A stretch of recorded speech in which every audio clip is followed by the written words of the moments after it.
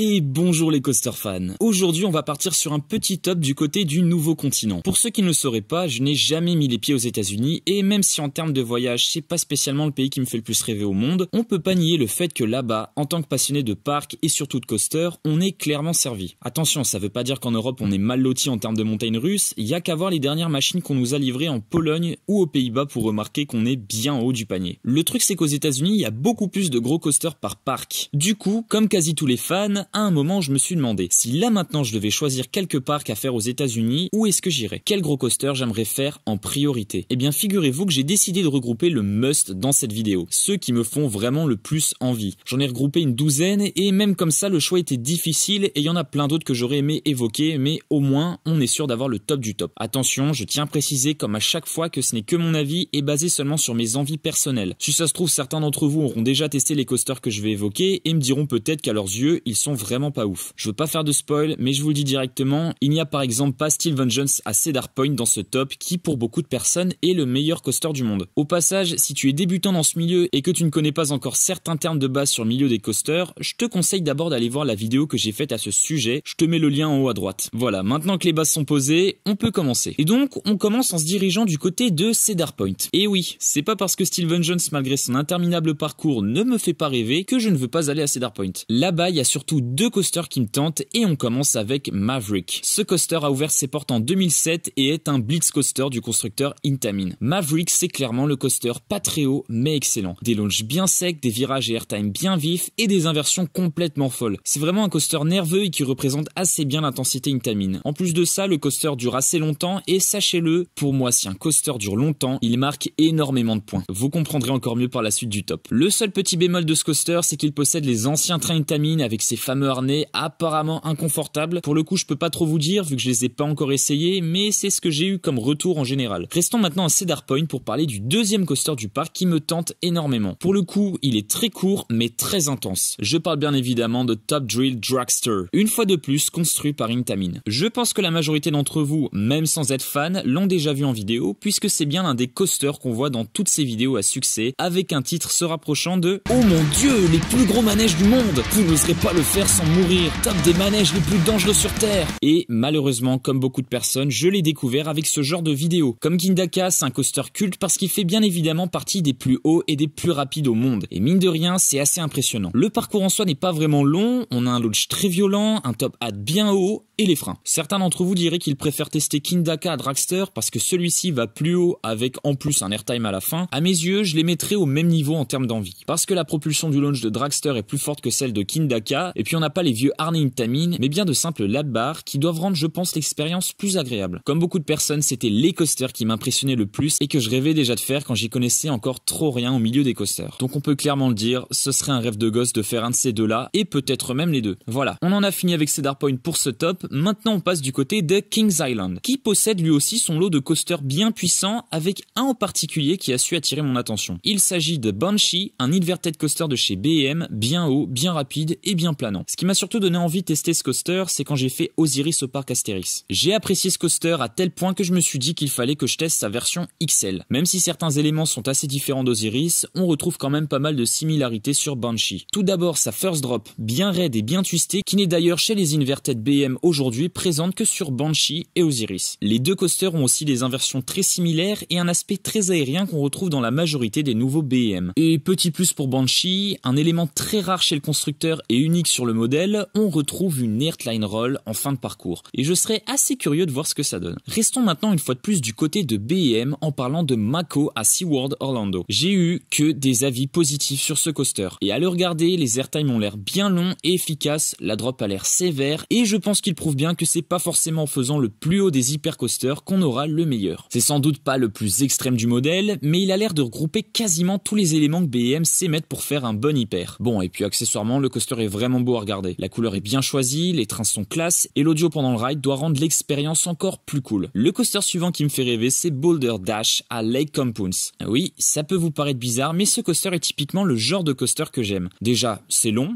mais genre vraiment long. On traverse en plus de ça une forêt en suivant quasiment la pente du terrain. En fait, on dévale clairement une colline. Et c'est clairement ça qui me fait kiffer dans ce coaster. Franchement, un bon coaster. Avec en plus de ça une impression d'être seul en pleine nature, je trouve ça super cool. Et puis mine de rien, en dehors du cadre, ça a l'air l'air quand même sensationnel ce truc. Alors d'accord, c'est sûrement pas le meilleur wooden coaster du monde, mais je trouve que de par sa localisation, c'est un coaster qui a beaucoup de charme. Et si on continue dans la liste des coasters en bois qui durent longtemps et qui vous font littéralement voyager sur une longue distance, j'ajouterais Voyage à Holiday World. Alors là, concrètement, il n'y a pas de doute, on est bien sur l'un des meilleurs wooden coasters au monde en termes de sensations. La première drop a l'air royale, les airtime et les virages ont l'air de faire de l'effet, ça va vite, enfin bref, tout ce que j'aime dans un wooden. Cette fois, on dévale pas vraiment une colline, mais comme Boulder Dash, ça dure longtemps. Et on a même encore plus l'impression dans certains passages d'être isolé de tout et de même pas être dans un parc. C'est comme si le coaster avait poussé en pleine nature. Concrètement, si je devais faire un classement des coasters que j'ai le plus envie de faire au monde, ce coaster serait sans doute sur le podium. Le coaster qui suit est une fois de plus un coaster qui donne l'impression d'être en pleine nature, même si cette fois c'est plus court. Mais je vous dirais que ça en vaut clairement le coup. C'est bien évidemment Lightning Road à Dollywood, le seul et unique coaster de chez RMC comportant un launch. Rien qu'avec ça, ce monstre marque des points. Contrairement à tous les RMC construits dernièrement, celui-ci n'a certes pas d'inversion, mais ça reste du classique de chez RMC. On a des airtime violents, imprévisibles, des virages de psychopathe, c'est tordu dans tous les sens, et quand on va déjà vite, on continue de nous faire descendre pour aller encore plus vite. Je pense que c'est le genre de coaster où à la fin, tu sais même plus comment tu t'appelles. Et clairement, depuis son ouverture, je l'observe de loin en me disant « un jour ». Oh oui, un jour. D'ailleurs, tant qu'on est dans les RMC, j'aimerais parler du coaster suivant qui est Outlaw Run à Silver Dollar City. Lui, pour le coup, c'est un peu comme Kindaka et Top Drill Dragster. Avec lui, j'ai fait une grosse découverte dans le monde des coasters. C'était la première fois que je découvrais qu'on pouvait mettre des inversions sur une montagne russe en bois. Quand j'ai vu pour la première fois une vidéo d'Outlaw Run, je me suis dit, mais non, c'est vraiment possible? On peut vraiment faire ça? Depuis que je suis gamin, on m'avait toujours dit qu'un coaster en bois avec une inversion, c'était pas possible. Bon alors bien sûr, avant ça, il y en avait déjà un dans le monde qui avait un loop, mais c'était pas pareil. Là, c'était une partie en métal. Et là, RMC avait su me convaincre et j'avais trouvé ça incroyable. Et puis regardez-moi ce genre d'airtime improbable. Ça peut paraître banal maintenant quand on voit tout ce qui est sorti depuis, mais à son ouverture, j'étais comme un dingue. Et je voyais l'avenir des coasters devenir radieux. Donc oui, c'est peut-être pas le meilleur RMC, mais vu le temps que j'ai passé à le scruter en vidéo, il faudrait bien que je le teste un jour. Et une fois de plus, vous aurez remarqué qu'on se croit au milieu de nulle part, en pleine nature. Décidément, j'aime ce genre de coaster. Pour le reste de ce top, on arrête de parler des coasters en bois. Et quoi de mieux quand on parle de style coaster que de parler d'un gros coaster airtime de chez Intamin. J'ai nommé Superman The Ride à Six Flags New England. Bon, j'ai pas grand chose à dire sur ce coaster, si ce n'est qu'à mes yeux, c'est le coaster airtime des États-Unis. Comme en Europe, on a Expédition de GeForce, là-bas, ils ont Superman. Je les trouve assez similaires et j'ai déjà vu pas mal de personnes les comparer. C'est une recette basique, une énorme drop suivie d'airtime bien éjector et des virages et helix bien serrés. Bien sûr, aucune innovation, mais c'est un taf qui marche. En revanche, comme coaster que j'aimerais faire et qui est innovant, je choisirais bien sûr Cannibal à Lagoon. Déjà, quelque chose d'assez inédit qu'on ne retrouve quasiment jamais dans les parcs, c'est que Cannibal a été conçu par le parc lui-même. Certes, ils ont été aidés pour la partie technique, mais tout le parcours a bien été conçu par Lagoon. Et ça se voit. On voit certains passages qui sont quand même assez uniques. Regardez-moi ces inversions. C'est assez bizarre, mais ça doit être vachement cool à faire. Et puis la drop a l'air très impressionnante, bien inclinée, ça va haut, ça accélère, ça ralentit, c'est à la fois planant et intense. Et maintenant, pour finir ce top, je vais vous parler du coaster qui me fait carrément le plus rêver au monde. Et aussi accessoirement qui me fait le plus peur. Ce coaster, c'est Intimidator 305 à Kings Dominion. Déjà, c'est haut, avec 93 mètres, ça va vite, avec 145 km/h et surtout,